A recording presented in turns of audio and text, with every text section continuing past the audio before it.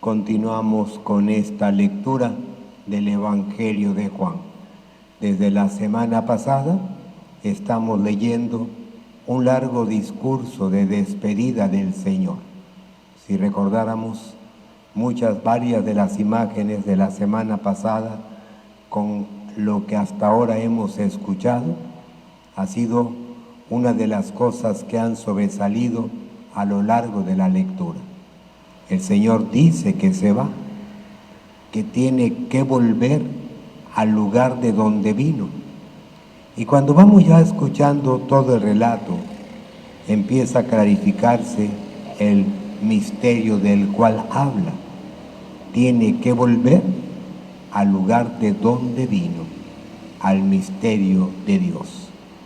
Para ahí, donde va a vivir su plenitud de Dios, y con su misterio de resucitado, el gran misterio entonces de plenitud de toda su condición humano-divina. Y por eso, aunque las palabras parecerían sorprender al principio, ya nos va quedando claro ese aspecto. Pero también con esa despedida va manifestando otra verdad. Es necesario que Él se vaya al Padre. Él cumple con revelar y realizar el misterio de redención. Pero su partida no es para abandonarnos, sino para que se pueda enviar a un Espíritu que actuará en nosotros, el Espíritu de Dios, el Espíritu de la verdad. Y por eso, estos días han servido también para ir valorando, descubriendo cómo Dios sigue actuando en la vida, cómo Dios sigue actuando en la iglesia, cómo Dios sigue realizando su obra de salvación. Y en estos días ha sido una experiencia que nos ha permitido recordar esa identidad que desde nuestro bautismo tenemos y que también es la misma de la iglesia, que la iglesia es Cristo, que nosotros somos Cristos. Y por eso, si el Espíritu vendrá, es para que la iglesia actúe y sea Cristo, es para que cada bautizado pueda hacer la misma obra de Cristo. Y por eso, la forma como el Señor va presentando su despedida. Me voy, pero vendrá el otro Paráclito. Y la imagen de hoy va presentando una experiencia pues que ya vivimos y que nos invita primero a valorar cómo la iglesia hoy vive la experiencia de Cristo resucitado. Sorprenden las palabras del texto. Dentro de un poco no beberán, dentro de otro poco me volverán a ver. Y así, aunque se entristezcan, su alegría posteriormente será plena. A lo mejor las palabras suenan incomprensibles, pero el Señor está manifestando, expresando cómo vamos a continuar viviendo el encuentro y misterio de encuentro con Él. Y creo que nos ayudaría mucho para recordar esto que el Señor dice hoy, el texto de los discípulos de Emaús, que cuando el Señor murió en la cruz, se llenaron de tristeza, de decepción, porque ellos que esperaban tanto de su Maestro había muerto. Sabemos que a nivel humano la muerte parece una experiencia que aniquila, que termina con la existencia de cualquier persona. Por eso la muerte nos desespera tanto, porque cuando llega la muerte parece que la experiencia de encontrar al otro, verlo, oírlo, sentirlo, ya no la vamos a tener. Queda como aniquilado de la experiencia de la vida. Y por eso sentimos dolor, sentimos tristeza, porque parece que todo se termina en la experiencia y relación con aquel que ahora está muerto. Y por eso los discípulos iban tristes. Y dice el relato que cuando el Señor se apareció y les preguntó el motivo de su tristeza, esa fue su respuesta, porque ellos tenían tanta esperanza en ese Jesús. Pero los sacerdotes judíos, las autoridades del pueblo, lo habían matado, todo se había terminado.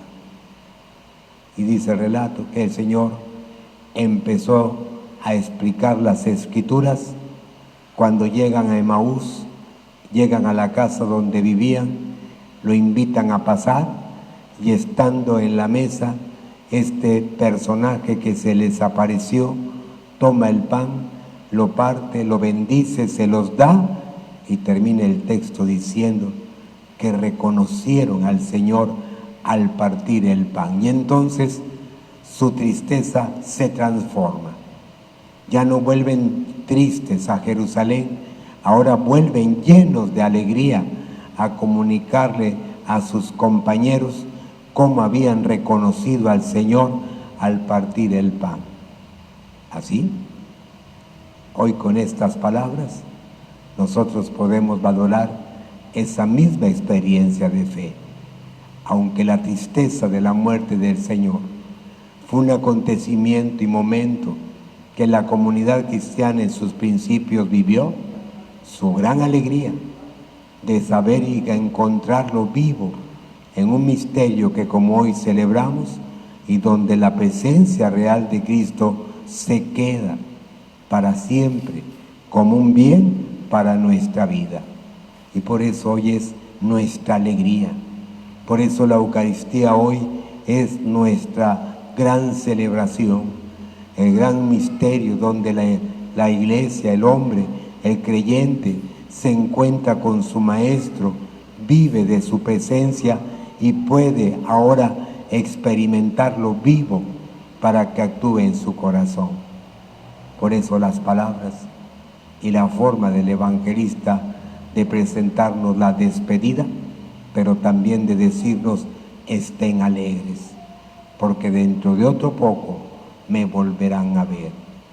Y ojalá esto entonces nos reafirme en la experiencia que como hoy celebramos, para que así esta sea una razón de nuestras alegrías y la Eucaristía sea una razón de esperanza, sea un alimento para la vida, pero la razón en la que entonces el creyente va fundamentando todo su caminar, todo su esfuerzo en la vida diaria. Y esto que también escuchamos nos invita hoy a otra valoración. Dice el Señor que los únicos que se alegran porque Él muera es el mundo. El mundo se alegrará. Y esta segunda expresión hoy podemos valorarla como una experiencia que ojalá nos comprometa para que la fe y la esperanza en Jesús no se pierda. Los únicos que se alegran, porque todo el misterio de Dios no se anuncie, no se predique, se le considere muerto, es el mundo. El evangelista Juan, cuando habla del mundo, habla de la vida y la experiencia del hombre con sus pasiones. Y parece que hoy sigue siendo esta una realidad que seguimos encontrando en el ambiente humano.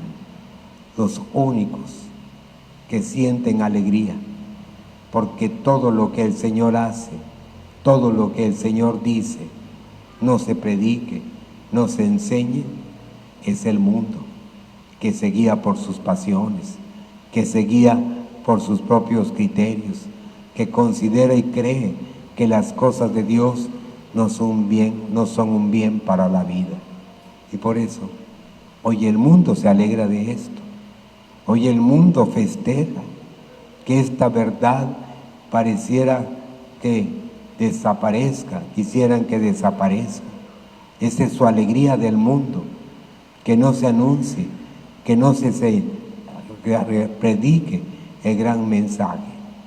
Y por eso hoy nos debe comprometer y motivar a perseverar, porque a veces en la vida hay momentos de tristeza en los que muchas veces pareciera que el Señor se ha quedado en la muerte.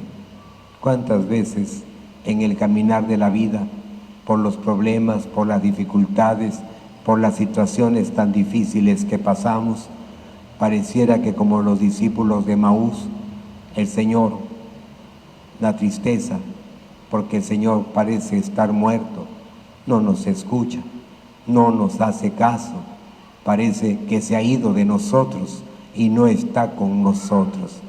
Y cuántas veces esos motivos de tristeza, esas situaciones que provocan esto, nos hacen perdernos y nos hacen alejarnos de Dios. Y pudiéramos entonces decir, eso si se da, los únicos que se alegrarán, dice el texto, es el mundo, que te querrá otra vez viviendo como se vive en el mundo, haciendo lo que el mundo hace. Cuánta gente, cuántas personas, por los momentos tan difíciles que han pasado, en esa tristeza que les invadió, en esa desesperación que sintieron y que les llevó a creer que el Señor se había quedado en la muerte, dejaron todo, abandonaron su fe, abandonaron la lucha por una mejor vida y se volvieron a ser parte del mundo, a vivir como antes se vivía, a hacer lo mismo que antes se hacía. Pues hoy podemos entonces hacerle un compromiso. El Señor vive. Nuestra alegría es que está con nosotros. Y así, que nada nos quite esa alegría, que nada sea para nosotros desesperanza, y que en las tristezas y situaciones adversas, el Señor sea la razón de toda nuestra vida.